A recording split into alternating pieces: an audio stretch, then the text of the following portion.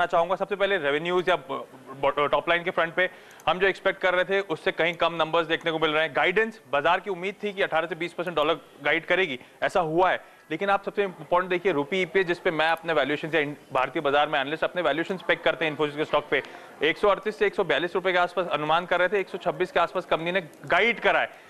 हालांकि हम जानते हैं कि पिछले अगर 10 साल की हिस्ट्री भी लूं तो इन्फोसिस हमेशा अपनी गाइडेंस से आउट परफॉर्म करता है।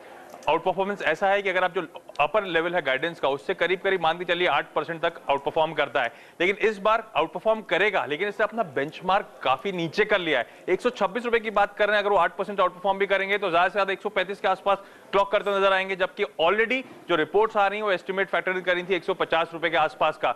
तो एक डी रेटिंग ऑब्वियस है यहाँ पे आपको देखने को मिलेगी। अगर वैल्यूएशन पैरामीटर्स में अगर एक अजम्पशन और लूं, अगर 21 से 22 के आसपास इन्फोसिस का स्टॉक इस टाइम पे ट्रेड कर रहा है और वही वैल्यूएशन पैरामीटर्स एक साल बाद भी आपको देखने को मिलेंगे, उसी पे अब ये पैक करता हुआ नजर आएगा। लेकिन यहाँ पे अर्निंग्स जो डीरेट हो रही है उससे सीधे सीधे स्टॉक प्राइस पे इफेक्ट पड़ने वाला है, वो आप स्टॉक में आता हुआ नजर आ रहा है। वो शायद आज की गिरावट में एग्रेवेट कर रहा है जो मोहनदास पाई का एग्जिट है। हालांकि मैनेजमेंट का कहना है कि वो पर्सनल रीजन से छोड़ते हुए नजर आ रहे हैं, यहाँ पे उनकी तबियत खराब रहती है इसीलिए वो छोड़ना चाहते हैं और वो कुछ बाहर पब्लिक लाइफ में कुछ करना चाहेंगे। लेकिन बाजार इसे सेंटिमेंटली पॉजिटिव नहीं ले रहा है, वो भी ऐसे टाइम पे जब मैं आपको स्पेसिफिकली बता चुका हूं कि यहाँ पे माना जा रहा था कि चीफ मेंटरशिप की पोजीशन ले लेते हुए नजर आएंगे। बॉडी लैंग्वेज मैनेजमेंट की इस टाइम पे इतनी रोबस्ट नजर नहीं आ रही है, काफी कमजोर बॉडी लैंग्वेज दिख रही है। एक और हाईलाइट है डिमांड एनवायरमेंट की बात। हम एक्सपेक्ट कर रहे थे कि शायद इस बार इन्फोसिस का मैनेजमेंट बाहर आके कहेगा भाई दो सबसे स्ट्रॉन्ग वर्टिकल्स हैं बीएफएसआई और टेलीकॉम, और इनमें हम सबसे अच्छी ग्रोथ देखने वाले हैं और ये लीड करते हुए नजर आएंगे।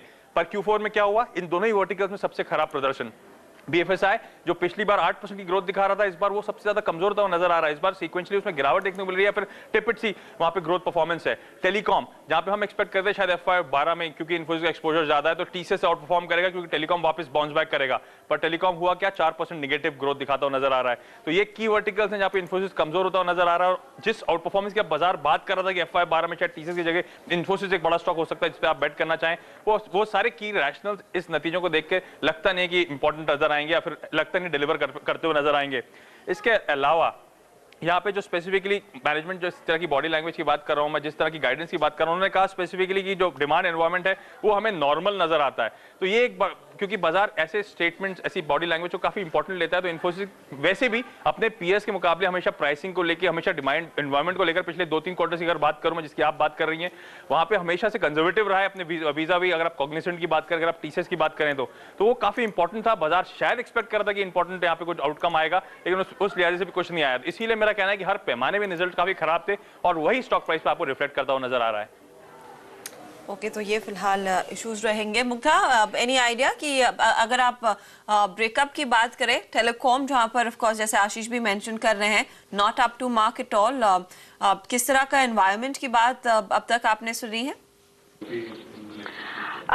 एनवायरनमेंट की बात जैसे आशीष आपको बता ही रहे थे कि नॉर्मल एनवायरनमेंट एक्सपेक्ट कर रहा है मैनेजमेंट, जहां पर वो कह रहे हैं, जैसे आशीष ने जैसा कि कहा आपसे कि वो उम्मीद कर रहे थे कि थोड़ा बेटर एक आउटलुक निकल कर आएगा, पर ऐसा हुआ नहीं है। मैनेजमेंट ने अभी तक फिलहाल यही कहा है कि प्राइसिंग फ्रंट पर भी उन्हें लगता है जिस तरह की प्राइसिंग Q4 में रही है वैसी ही रहेगी, क्योंकि बजट ऑलरेडी एलोकेट हो चुके हैं और उन्होंने बजट में कुछ खास इंप्रूवमेंट नहीं देखा है, पिछले साल के लेवल्स पर ही हैं। और वहां पे कुछ एक वर्टिकल्स में ही, कुछ एक सेगमेंट्स में ही यहाँ पर उन्हें मामूली बढ़त देखी है प्राइसिंग में, अदरवाइज पिछले साल के लेवल्स पर ही रही है। तो दो डिस्करेजिंग बात है, प्राइसिंग भी एक डिस्करेजिंग बात कि वहां पर कुछ इंप्रूवमेंट देखने को नहीं मिला है। लेकिन हर्षदा, मैं आपको यहाँ पे बता देना चाहती हूँ कि बस कुछ ही देर में मैनेजमेंट हमारे साथ जुड़ने वाले हैं। अभी सीधे चलने की कोशिश करेंगे उनके पास, we just going to let them sit here और उसके बाद फिर मैनेजमेंट से ही बाकी बातें बजानेंगे। श्योर मुग्धा, तब तक हम देख लेते हैं कि स्टॉक का प्रदर्शन कैसा है जब तक वो मैनेजमेंट तैयार होता है आपसे बात करने के लिए। आशीष, आपसे इजाजत लेंगे, शुक्रिया उस एनालिसिस के लिए। बाजार की चाल भी हमारे दर्शकों को बता दें, 5861 पर निफ्टी कर रहा है कारोबार, तो 5850 को सपोर्ट के तौर पर माना गया है और उसे फिलहाल तोड़ा नहीं है आज ट्रेडर्स ने। इन्फोसिस ऑफ कोर्स यहाँ पर सबसे ज्यादा बिकवाली का दबाव, 250 पॉइंट की गिरावट या फिर 250 रुपए गवा चुका है ये शेयर, 7.5% कमजोर है। हम लेंगे एक छोटा ब्रेक, लौटेंगे डिटेल में चर्चा करेंगे कि इन्फोसिस के नतीजों में इस बारी क्या शॉर्टफॉल था, किस वजह से दबाव आया है और आने वाला साल कितना बड़ा चैलेंज होगा कंपनी के लिए। ब्रेक के बाद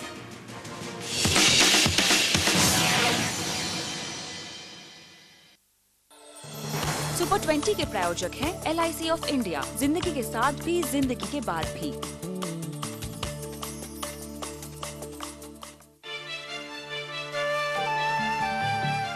In a country that's the world's largest consumer of gold jewelry, Muthoot Finance has 70 years of history of lending against gold as collateral. 41 lakh gold loan accounts, serving an average of 67,953 customers per day. Hold 97.6 tons of gold deposited as security. Widespread branch network in India. Welcome to India's largest gold financing company, Muthoot Finance. Muthoot M. George Enterprise. MVL पहला Indian handset brand है जो आपके लिए लाया है G81, जिसमें बुशमेल technology है बिल्कुल फ्री। MVL बजी घंटी बुशमेल की। 72 सालों से मेरे इस बंधन मुक्त शरीर के पीछे राज है 100 साल पुराना झंडू। पिछले 100 वर्षों से झंडू आयुर्वेद में छुपे गुणों को आप तक पहुंचाता रहा। झंडू 100 साल, विश्वास करोड़ों का। झंडू स्वस्थ जीवन का वादा। एक वीडियोकॉन D2H का नया 3D हाई डेफिनेशन कनेक्शन लगवाना है। In no time, sir.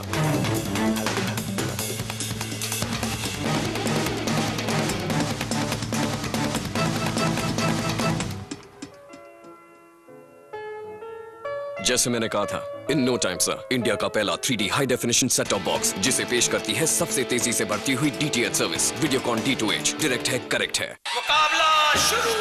Coulomb कूलम कूलम कूलम हॉटम हॉट कूलम झिंझोला ए झिंझोला झिंझोला झिंझोला झिंझोला रे ए लंबी ठंडक का फार्मूला झिंझोला झिंझोला झिंझोला रे झिंझोला कूलिंग क्रिस्टल्स के साथ नया झिंझोला। ए लंबी ठंडक का फार्मूला। हम है अनब्रेको, हम करोड़ों दिलों से उम्र भर नाता निभाते हैं। Unbreako, world's #1 sockets, bolts and nuts. Deepak Fasteners Limited.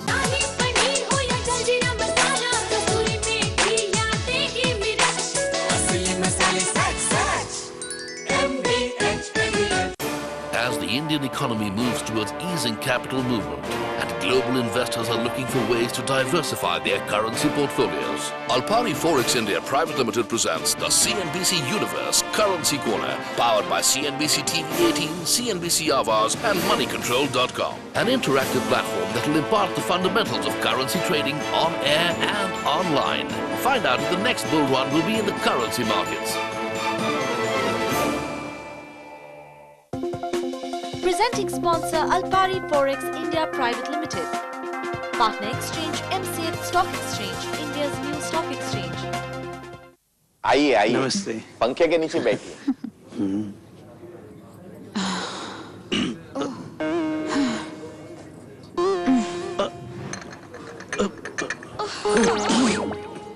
Mummy गरम है। क्यों? कोने में हवा नहीं लगती? ले आओ ओरिएंट PSPO। PSPO, कोने कोने में ज्यादा हवा। ये है नेटवर्क 18 और आप देख रहे हैं CNBC आवाज। कमोडिटी राउंडअप के प्रायोजक हैं Globe Capital, money must grow, और Shilpi cables technologies limited, connecting you to growth.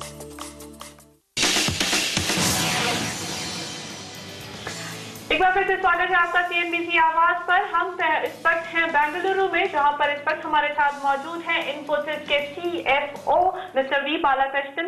बाला, बहुत बहुत स्वागत है। सबसे पहला सवाल आपसे ये कि लास्ट तिमाही जो अभी गई है वो कुछ डिसअपॉइंटिंग रही है इन्फोसिस के लिए, क्या रीजंस रहे हैं इसके?